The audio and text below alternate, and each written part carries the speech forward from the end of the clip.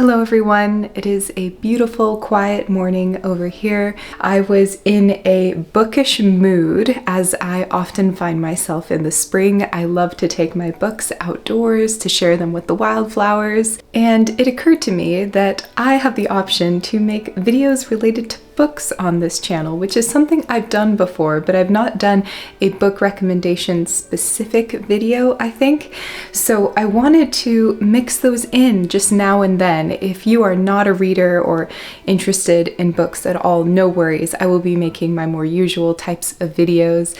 I wanted to mix in these more bookish videos simply for my own sake. I know most people will probably not be that interested in them, so no worries at all, but I did want to make this video talking about some books that inspire me, books that either highlight daily life in a positive way and the beauty of kind of normal everyday things, or at the very least books that have helped me have a new perspective on my own daily life. And hopefully some of these might be some that you're interested in looking into.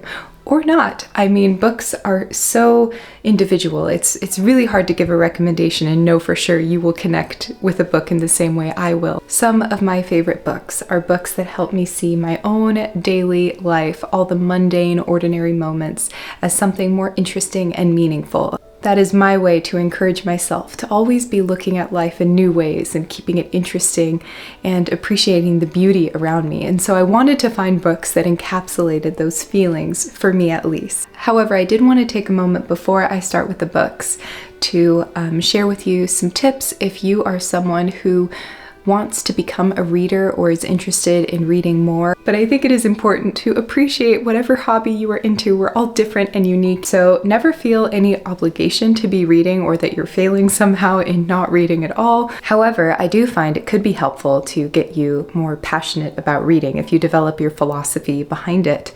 For example, for me, reading is my way to build up my ability to concentrate and focus on tasks, to keep a very healthy balance between me and my phone and technology, making sure I'm taking a break and unplugging and doing more slower paced activities that are more mindful and involve me having to build up that sense of focus and a little bit of that self-control over time as well.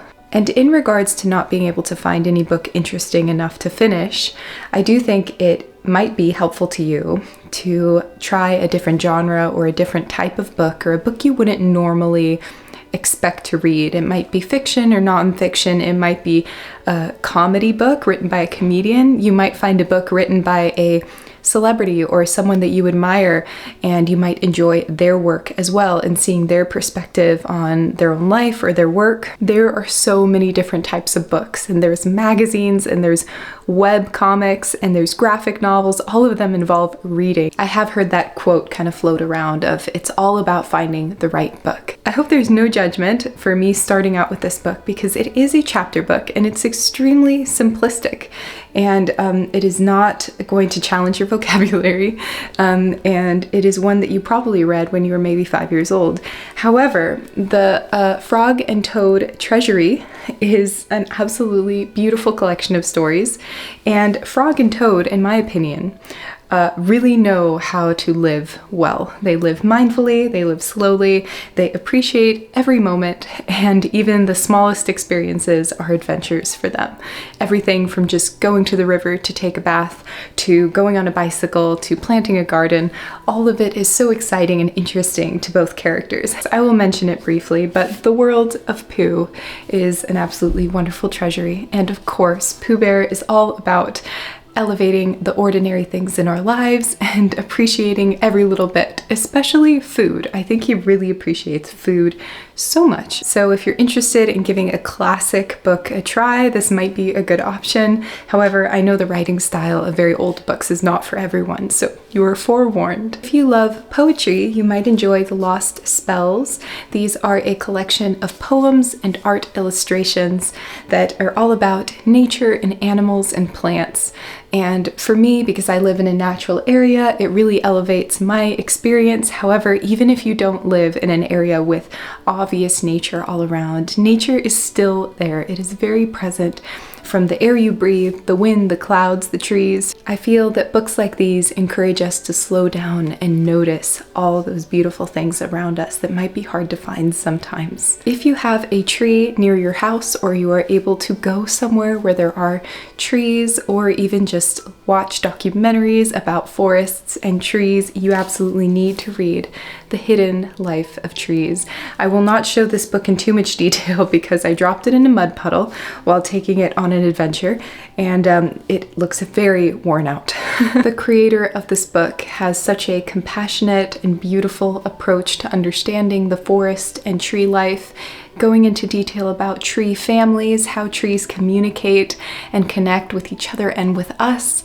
It will change your entire perspective, and it will make you feel very connected and hopefully very passionate about being part of the incredible movement of preserving our forests and wildlands for future generations. Another classic book that I really enjoy is The Wind in the Willows by Kenneth Grahame. I know because this is a classic, some of the vocabulary in it is a little dated, and that is always the case, I think, with pretty much all classics. Some words had completely different meanings in the past as they do now, or they were just simply used in different contexts.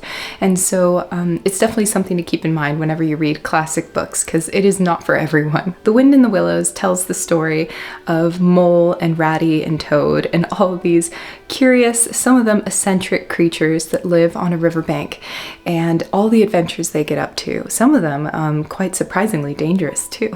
Mole and Ratty are enchanting characters, and I love the way they communicate. There also happens to be a free movie on YouTube called The Wind in the Willows.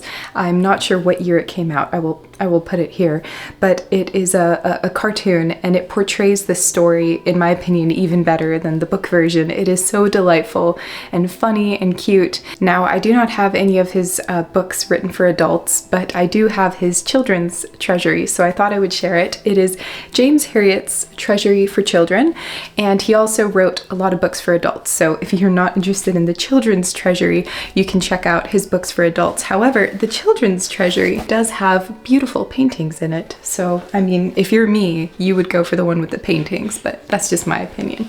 James Herriot was a veterinarian who wrote many enchanting books about his experience working as a vet in rural areas, and he has so many adventures and hilarious stories to tell. You are forewarned, because he's a veterinarian, he does go quite into detail about the surgeries and procedures he has to do on pets. Sometimes there are sad things that happen, but I feel that overall it is such an incredible collection of stories he has written that just make you want to fall in love with the little things and just appreciating all the little moments in your life. The audiobooks narrated by Christopher Timothy are some of the best narrated audiobooks I think have ever been created. So I actually encourage you to listen to them more than read them, because I grew up listening to those stories and they're just so funny and enchanting and heartwarming. This one is The Penderwicks by Jean Birdsall. It is a National Book Award winner.